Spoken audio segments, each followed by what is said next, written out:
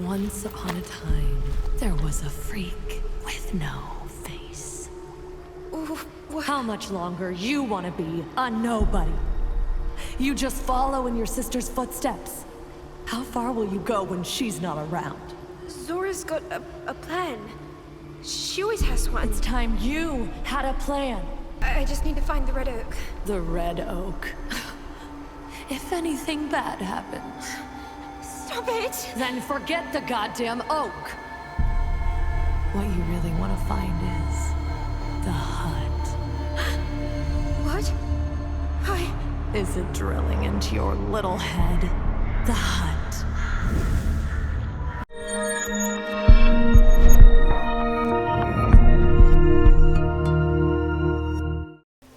It took me a little while to get my head around what Blacktail actually is. Going in relatively blind, I was expecting a survival game, hunting with a signature bow and arrow, foraging for resources.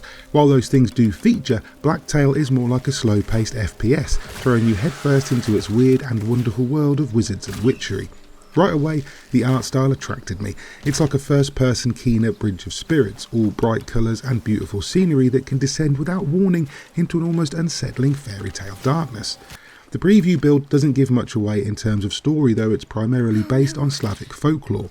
You play as Yaga, a young witch seeking her missing sister Zora. It's a fantasy world of talking mushrooms and living objects, occasionally putting me strongly in mind of Lewis Carroll's Wonderland. In fact, the Wonderland illusions seem deliberate. There are heart and rabbit motifs everywhere, and the voice that urges you on has a hint of Red Queen about it. This guide is as cruel as it is helpful, speaking in anachronistic slang that I presume is a deliberate choice to suggest timelessness and omniscience. It guides you on through the adventure, reminding you often of an unknown horror called Baba, sowing doubt in your mind that you'll ever even find Zora.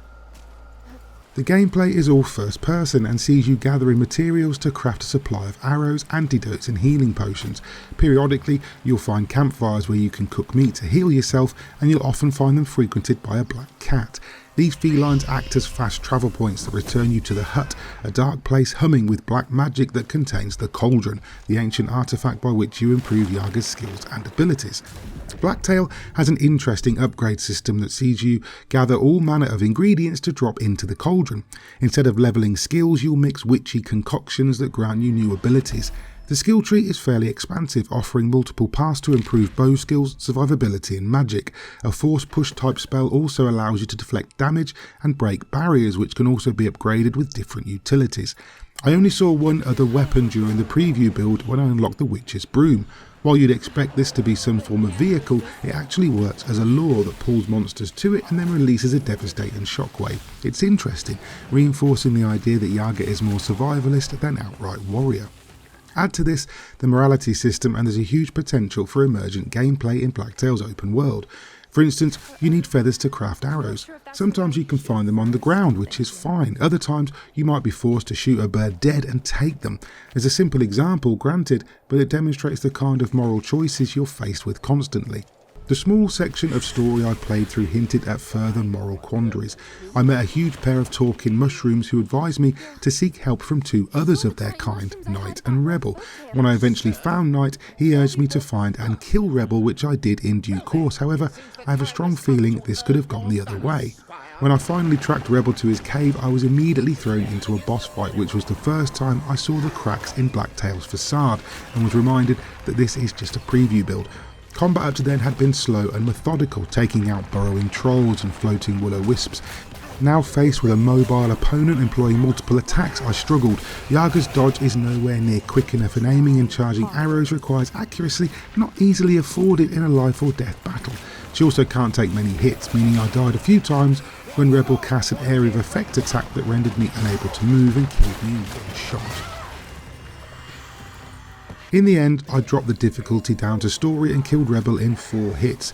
There's definitely some balancing needed here, which will no doubt come before the full release. As it stands, Blacktail is an interesting adventure. The world is gorgeous, the writing and voice acting very decent, and what I've seen hint at some very intriguing world building.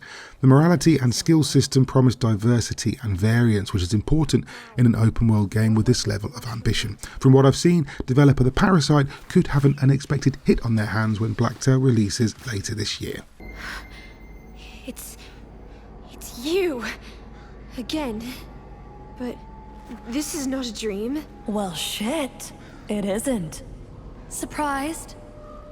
Don't you remember all the times I saved your ass before? What do you... Better get used to it. This time I'm gonna stay for a good while, princess.